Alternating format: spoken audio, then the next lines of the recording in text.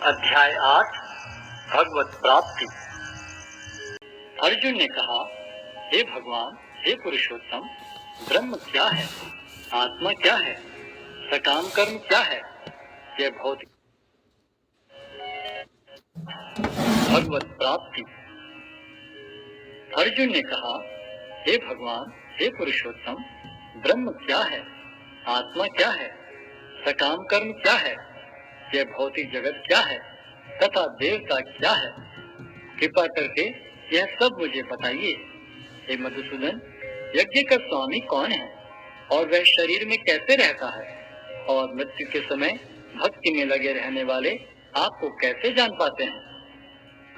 भगवान ने कहा, अविनाशी और दिव्य जीव ब्रह्म कहलाता है और उसका नित्य स्वभाव अध्यात्म या आत्म कहलाता है। जीवों के भौतिक शरीर से संबंधित गतिविधि कर्म या सकाम कर्म कहलाती है। हे देहधारियों में श्रेष्ठ, निरंतर परिवर्तनशील यह भौतिक प्रकृति अधिभूत कहलाती है। भगवान का विराट रूप, जिसमें सूर्य तथा चंद्र जैसे समस्त देवता सम्मिलित हैं, अधिदैव कहलाता है तथा प्रत्येक देहधारी के हृदय में परमात्मा स्वरूप स्थित मैं परमेश्वर अधियज्ञ कहलाता है। और जीवन के अंत में जो केवल मेरा स्मरण करते हुए शरीर का त्याग करता है, वह तुरंत मेरे स्वभाव को प्राप्त करता है। इसमें रंच मात्र भी संदेह नहीं है। हे कुंती पुत्र, शरीर त्यागते समय मनुष्य जिस जिस भाव का स्मरण करता है, वह उस भाव को निश्चित रूप से प्राप्त होता है। अतएव हे अर्जुन, तुम्हें सदैव कृष्ण रूप में मेरा चिंतन करना चाहिए और साथ ही युद्ध करने के कर्तव्य को भी पूरा करना चाहिए। अपने कर्मों को मुझे समर्पित करके तथा अपने मन एवं बुद्धि को मुझ में स्थिर करके तुम निश्चित रूप से मुझे प्राप्त कर सकोगे।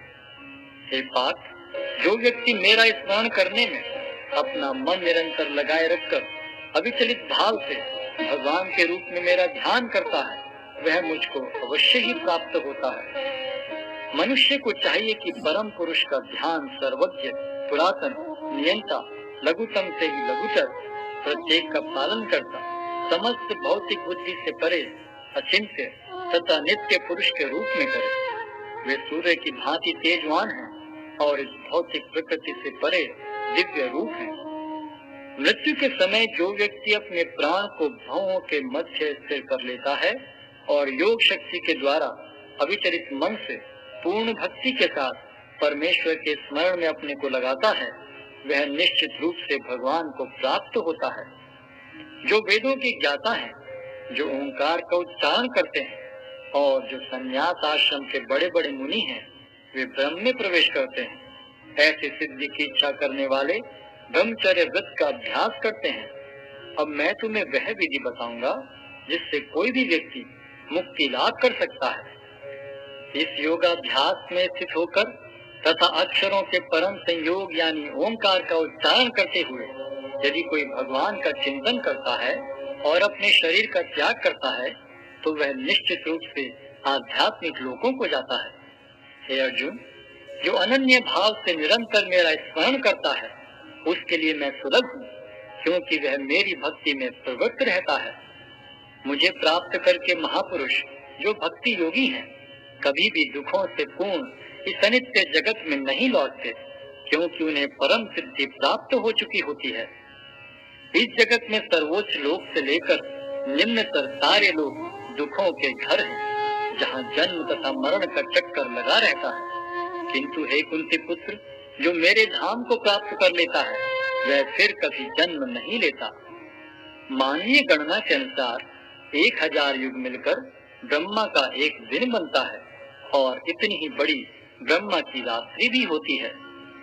ब्रह्मा के दिन के शुभारंभ में सारे जीव अव्यक्त अवस्था से व्यक्त होते हैं और फिर जब रात्रि आती है तो वे पुनः अव्यक्त में विलीन हो जाते हैं। जब जब ब्रह्मा का दिन आता है तो सारे जीव प्रकट होते हैं और ब्रह्मा की रात्रि होते ही असहायवत विलीन हो जाते हैं।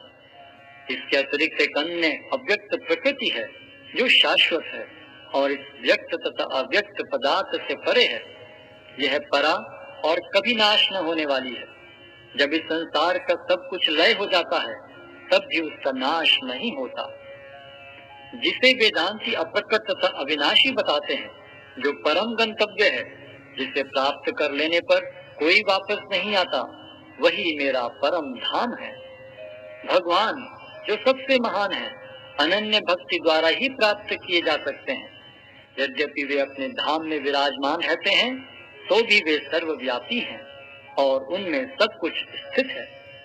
हे भरत श्रेष्ठ, अब मैं तुम्हें उन विभिन्न कालों को बताऊंगा जिनमें इस संसार से प्रयाण करने के बाद योगी पुनः आता है अथवा नहीं आता। जो पर ब्रह्म के ज्ञाता हैं, वे अग्निदेव के प्रभाव में, प्रकाश में, दिन के शुभ क्षण में, शुक्ल पक्ष में या जब सूर्य उत्तरायण में रहता है, उन 6 मासों में इस संसार से शरीर त्याग करने पर उस पर ब्रह्म को प्राप्त करते हैं। जो योगी धुएं, रात्रि, कृष्ण पक्ष में या सूर्य के दक्षिणायन रहने के 6 महीनों में दिवंगत होता है, वह चंद्रलोक को जाता है, किंतु वहां से पुनः चला आता है। वैदिक मतानुसार इस संसार से प्रयाण करने के 2 मार्ग हैं, एक प्रकाश का तथा दूसरा अंधकार का। जब मनुष्य प्रकाश के मार्ग से जाता है तो वह वापस नहीं आता, किंतु अंधकार के मार्ग से जाने वाला पुनः लौट कर आता है। हे अर्जुन, यद्यपि भक्तगण इन दोनों मार्गों को जानते हैं, किंतु वे मोहग्रस्त नहीं होते, अतः तुम भक्ति में सदैव स्थिर रहो। जो व्यक्ति भक्ति मार्ग स्वीकार करता है, वह वेदाध्ययन, तपस्या, दान, दार्शनिक तथा सकाम कर्म करने से प्राप्त होने वाले फलों से वंचित नहीं होता। वह मात्र भक्ति संपन्न करके इन समस्त फलों की प्राप्ति करता है और अंत में परम नित्य धाम को प्राप्त होता है।